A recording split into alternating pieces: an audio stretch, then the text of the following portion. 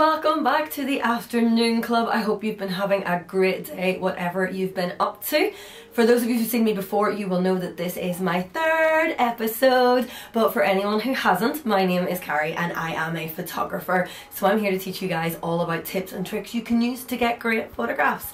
Don't need any fancy equipment, just a smartphone or a tablet will do absolutely perfect, but if you do have a digital camera, feel free to use it as well.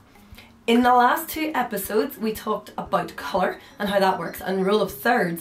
And if you haven't seen those, it might be worth a little watch now, as you can use some of those things in this one. But today we have a brand new photo challenge for you, and it's all about another technique that photographers use. Today, we're going to talk about a framing technique that's called leading lines. So leading lines is really simple to use. You will see them everywhere after this video. Trust me, you will find them all over the place. The whole idea of leading lines is that you use lines in your photo to draw the eye through it. A photograph is always flat. It's always going to be a flat photo of a three-dimensional thing, and you can use leading lines to create depth. The way leading lines work is that they draw the eye through the photograph, and they can either lead towards a subject, so making you look at something, or they can lead behind the subject to create depth.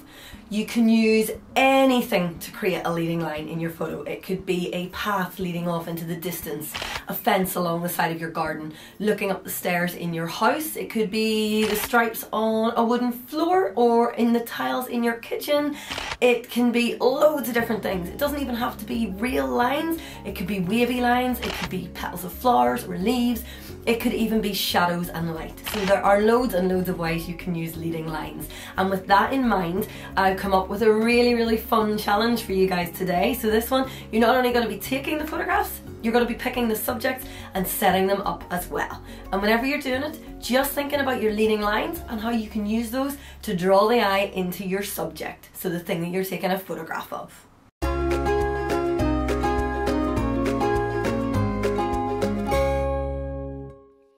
So for our leading lines challenge, we are going to get you guys raiding your toy box and getting out lots of fun things that you can use to create photos. I have raided my little girl's toy box so I can set up some photographs for you guys as great examples. Number one, I've used my leading lines, as you can see here in this tree, to draw the eye in towards Marcel the monkey. It's a really good trick for making you look right towards a certain subject, and if there's a lot going on in a photo, like there would be with all these tree branches, it really draws the eye in. Number two is a little toy car, a little beetle, and as you can see, it's driven through the sand pit. I've used actually dragging the car through the sand to create leading lines using the tires, and that's worked really nicely as it just subtly draws the eye in. And as you can see, it doesn't have to be a straight line, it can be a wavy line as well. So whenever you're setting your photos up, have a little think about how you can play with the lines as well. You can draw them with crayons or paint, you can build them with Lego. It doesn't have to be something that exists somewhere. You can create the lines as well as the photograph. My third photo that I've made from my toy box finds is this little toy dog here waiting to cross the road. As you can see, I've got down really low. So where you take your photo from makes a massive difference in your picture. If you get down low, it will make the leading lines look way more dramatic. Now in this photo, I'm right down at the side of the road on the pavement. So if you want to do something like that, make sure to bring someone with you. That's really important, because this has to be safe. And when you're really busy paying attention to your camera, you might forget to look out for things like cars or other people. So stay away from roads if you can, but if you want to do something like this, then make sure there is somebody there to help you and watch your back. We're going to go back inside for number four, and we're going to have this guy here getting a lesson in how to play the keyboard. You can see the keys draw the eye in. You've got the pattern in the black and white as well, so it works really nicely. And then for my last photo that I've created, I've gone for a ducky in the bath. So using the different things in the bathroom that I could use. I played about with bubbles, I played about with bottles, I played about with lots of different things, and in the end it just worked really well with the duck sitting on the bath and the lines of the bath and the tiles leading towards him. So as you can see, none of these took me ages to set up. They're all quite simple, but you guys could do some really awesome things.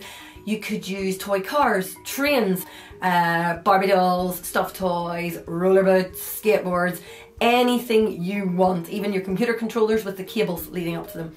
will work as a leading line. So I want you to get into that toy box and set up 5 photographs that use leading lines in them, and I cannot wait to see what you guys come up with.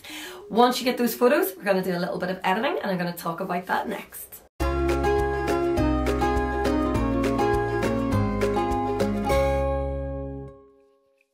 So guys, I hope you had fun making your leading lines photographs.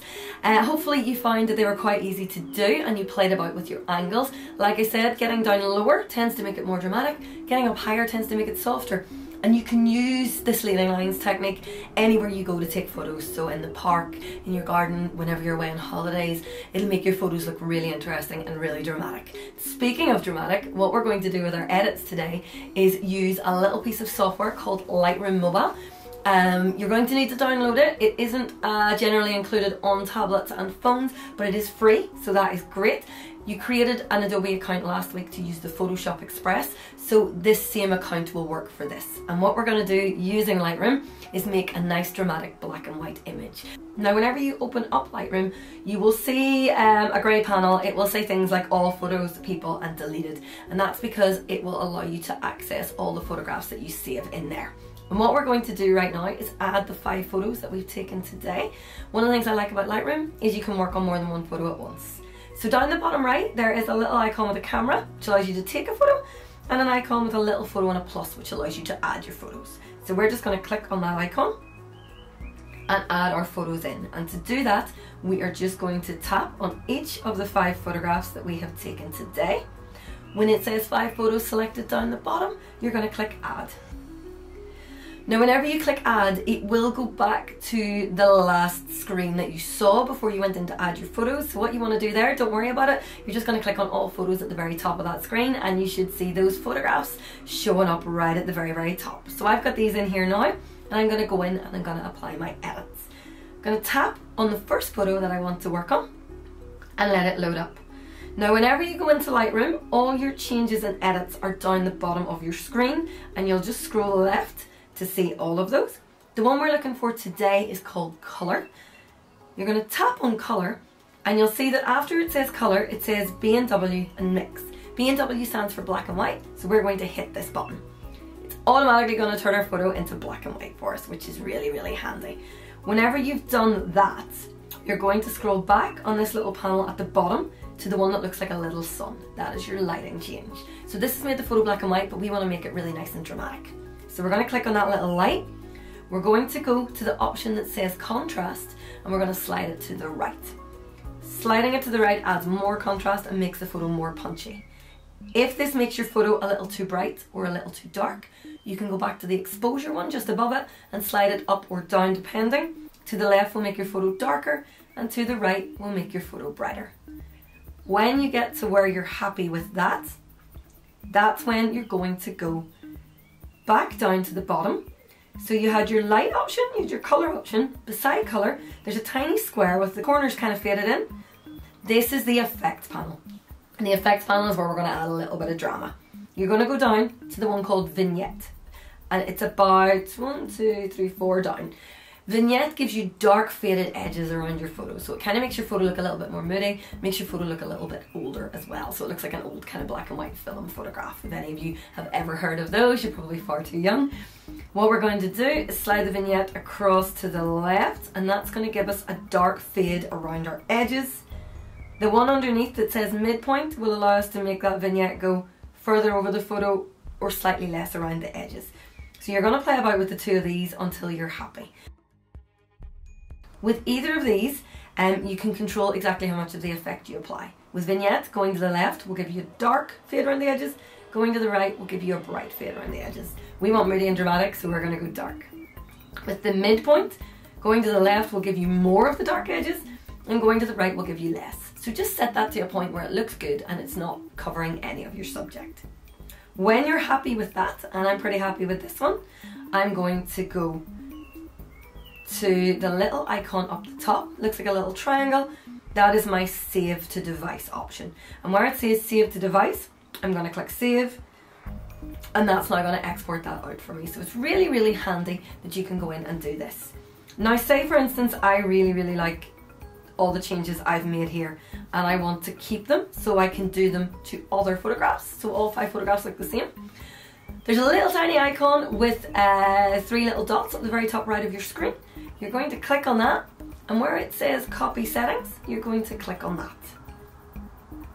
It will ask you what you want to copy, so you're just going to tick a wee tick because it's going to select everything that we've done.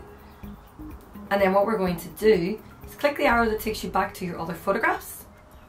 Click on your second photograph, and at the very top we're going to click on that 3 little dots button again, and this time we're going to do paste settings, and you will see it will apply that change to that photo as well. If you slide to the left and to the right, you can now scroll through all your photographs, and what we're going to do is for all 5 photographs, click those 3 little dots and hit paste settings, and it's going to apply the same change to every single photo. So Lightroom is brilliant for doing this, and this is called batch editing. It's really useful. Photographers do it all the time so that they get more time away from the computer. Once you've got all 5 of your photographs done, you're going to want to save each one out. So what we're going to do is, starting at the last one, just hit that wee save button and save to device. And we're going to do that for each of our photographs. So whenever we go in, we can scroll back through them, click save to device for each photo, and that will allow us to save all our photographs. So whenever we then log out of Lightroom and go back to our gallery, we should have a selection of really nice kind of moody black and white photographs that we can play about with. I really hope you've enjoyed that. If you get any photos that you'd love to show off, there will be a screen pop up at the end and you can send them to us. And until next time, have fun and keep snapping. Bye!